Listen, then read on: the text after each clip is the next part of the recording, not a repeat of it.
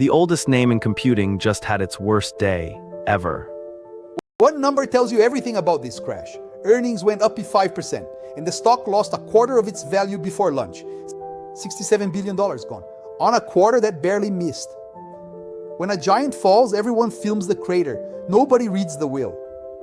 Tonight, 5 legendary methods read IBM's will, and one of them has seen this body before. Here's what the crater hides. The numbers that day were almost boring.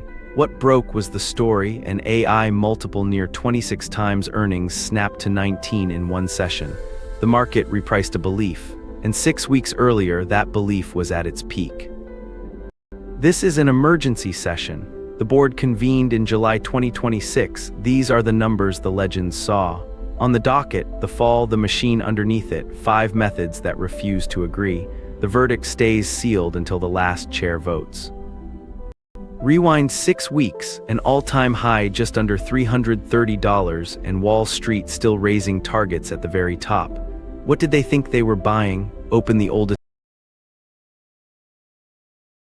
Most of a century, this company was computing. Punch cards ran the census. Mainframes ran the banks, the airlines, the moon landings, and that reputation hardened into a saying that moved billions. Nobody ever got fired for buying IBM. For decades, that sentence was the moat. The board's real question: does that instinct still earn money, or does it just still exist? What IBM is now, nearly 45% software built on the $34 billion Red Hat deal, a third consulting, under a quarter hardware. The impossible pivot quietly happened, and the cash proves it. Free cash flow, 4 consecutive record years, almost $15 billion in 2025. Whatever broke on crash day, it wasn't the cash machine, which makes the next number the strangest in the file. The mainframe, buried by obituaries for 30 years, just had its best year in 2 decades, and the world's biggest banks still clear payments on this iron. Hold that thought. It becomes the board's biggest fight. And the story that carried the stock to that high: a generative AI book of business passed $12.5 billion from $2 billion 18 months earlier. Now look closer at the label on that book. More than 10 of those billions are consulting signings, people and projects, not high-margin software. The celebrated AI winner is mostly an AI consulting shop. Remember that split. The crash walked in through exactly that door. Because in the last weeks of June, clients yanked budgets toward memory chips and servers, hoarding hardware ahead of price hikes, and paused exactly what IBM sells. One segment dropped 7%. Small cause, historic effect. The chief executive didn't spin it. Quote, "What played out was worse than our expectations. We did not adapt and move quickly enough." When the top man says that before the full numbers, the market fills in the blanks. Strangest of all, guidance hadn't even been cut. The full-year call was still a week away, July 22nd. A drop that beat its own Black Monday of 1987, priced in a verdict nobody had read yet. Panic or prophecy, this company has been here before. In the fall file, 1993, the lost decade, the false dawn, and a $200 billion question nobody on television is asking this week. In the early 90s, this company posted the biggest corporate loss in American history, $8 billion in a year, and nearly got broken apart. The outsider who took over said the last thing IBM needed was a vision. He saved it with something duller: services. Remember that playbook. Then the modern fall from $107 billion in revenue at the 2011 peak, 22 consecutive quarters of decline, to $67.5 billion today. Computing exploded. IBM shrank. Mid-slide, a false dawn. In 2011, a machine called Watson beat the best quiz champions alive on national television. IBM declared it the future of medicine. Watch what happened to that bet. Over $4 billion in, sold for roughly $1 billion in 2022. The most famous AI brand of its decade ended up in the storage room, but the deepest cut of these 30 years wasn't a product. It was a check the company kept writing to itself. From 1995 to 2019, IBM spent roughly $201 billion buying back its own stock. After the crash, the entire company is worth about $200 billion. IBM spent one whole IBM buying IBM. And the share count barely fell, the buybacks mostly soaked up stock handed to insiders, engineered earnings on a business that went sideways. That file is what 5 methods came to audit. The session opens now. 5 chairs, 5 published methods run as models. The methods, never the men, Fisher on growth, Templeton on despair, Buffett on moats, Greenblatt's formula, Marx on cycles. Every score stays sealed until its chair votes. First, the Philip Fisher model. Buy a living research engine and hold it while it invents its own future. The question is never this quarter, it's what the company will have built in 10 years. No company should pass more easily. Run the test. For nearly 3 decades, nobody on Earth filed more patents, but the test doesn't score invention, it scores conversion into compounding businesses. And that file reads like tragedy. Watson invented the future, and the future was sold for parts. Worse, the infrastructure business it threw away in 2021 quintupled off its lows. The parent can't grow what it keeps. The orphan thrives alone. A research engine that can't convert. The runway test fails. The Fisher score, a 3, decades of invention, too little compounding. But the next chair was built for mornings like this, the man whose method begins where everyone else stops answering the phone. The John Templeton model. In 1939, with the world at war, he bought every stock under $1 on the exchange and made a fortune on despair. Buy at maximum pessimism, sell into euphoria. A crash this violent should be its feast.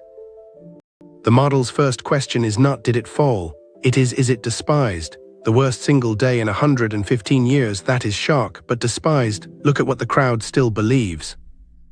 Even after the crash, the consensus is still a buy, the average target near 286, far above the price.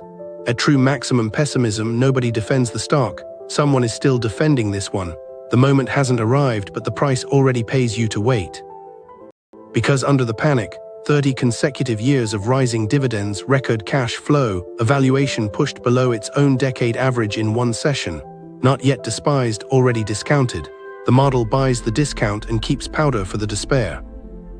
The Templeton score, a 737. And now the chair everyone's been waiting for, the only method on this board that has OWNED this stock, $10 billion of it, and walked away. The Warren Buffett model, moats, return on capital, decades not quarters. In 2011, Berkshire broke its own no-technology rule for IBM over $10 billion. By 2018, it was gone at a loss, and Buffett said he no longer valued IBM the way he had when he bought it. This method has read this will before. Start with what the model respects. The mainframe is a vault. Switching costs measured in decades, the best cycle in 20 years, the world's payments flowing through it nightly. If the whole company were the vault, this chair would be bidding. But the core test is what management does with the money. Returns on total capital, single digits, the heroic return on equity is leverage and goodwill doing the flattering. And 200 billion of buybacks bought no growth. A moat, run by a treasury department. The Buffett score, a 4, the method that knew it best from the inside scores its second worst. 3, 7, 4, open war, and here comes the twist. The next method refuses to read a single headline. It doesn't know a crash happened. The Joel Greenblatt model, the magic formula. 2 numbers ranked across the whole market. How cheap the earnings, how high the returns on tangible capital. No stories, no news, feed it the post-crash numbers and something strange happens. Input 1, the crash just jacked the earnings yield around 17 times forward earnings, cheaper than nearly every large software peer. Yesterday's darling premium is today's entry price. The formula doesn't thank the panic, it just ranks it. Input 2 is stranger. The formula measures returns on tangible capital. By rule, it throws goodwill out. The 34 billion paid for Red Hat simply vanishes from the math. What remains is a compact machine earning spectacular returns on the little hard capital it needs. It ranks near the top of the market. The honest footnote from the method's own author. The formula buys average businesses at wonderful prices, and it cannot smell decay. It would have bought this stock in 2013 too and waited a cold decade. It ranks the price, not the future. The Greenblatt score, an 8, the coldest chair just outbowled everybody. 3-7-4-8, a 5-point spread, 1 vote left and it decides the will. The Howard Marks model, risk is not volatility, risk is what you pay. First level thinking says a great company got cheap. Second level thinking asks the only question that matters, cheap against what?